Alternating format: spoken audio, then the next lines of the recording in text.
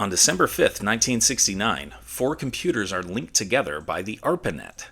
This is the forerunner of the Internet, and it all starts with a U.S. Department of Defense program called the Advanced Research Projects Agency. Let's get some background.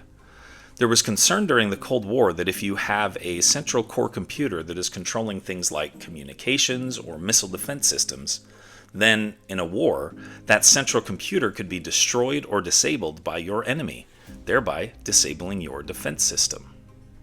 Thus the need for the Advanced Research Projects Agency Network, or ARPANET, which would need no central computer. So the Defense Department began funding research at universities and businesses to develop such a network. Two universities on the West Coast began working on this, UCLA and Stanford. On October 29, 1969, a computer at UCLA communicated with a computer at Stanford in the very first online message. 5 weeks later, on December 5, 1969, two more university computers are linked up, one at the University of Utah and one at UC Santa Barbara. It's a huge breakthrough. A year later, there are computers across the nation that are linked.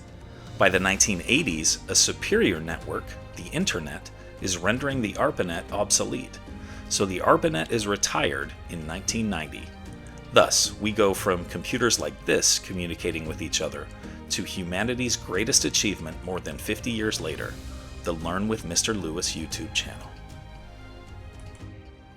Here are other events that happened today in history.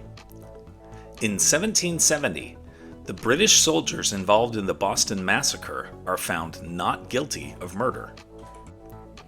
In 1776, Phi Beta Kappa, the first Greek letter fraternity, is established at the College of William and Mary in Virginia.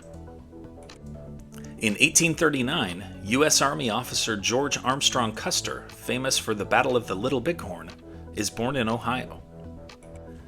In 1933, the 21st Amendment to the U.S. Constitution ends the prohibition of alcohol.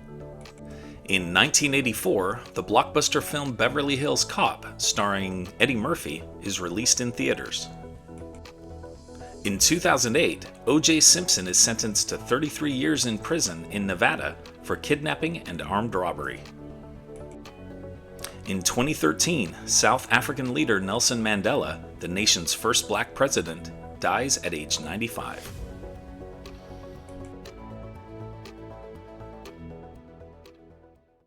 And now, it's time for our Today in History quiz.